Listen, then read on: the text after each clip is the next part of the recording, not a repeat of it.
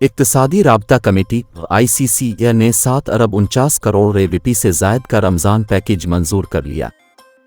Utility stores ज़राए के मुताबिक इस साल यूटिलिटी स्टोर्स पर मुल्क की तारीख के सबसे बड़े रमज़ान पैकेज का फैसला हुआ है।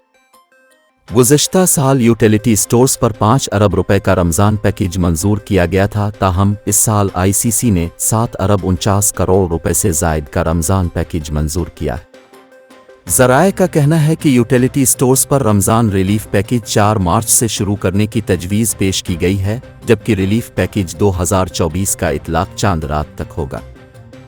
यूटिलिटी स्टोर्स हुक्काम के मुताबिक टारगेटेड सब्सिडी के ज़रिए 19 बुनियादी अशिया पर रियायत दी जाएगी।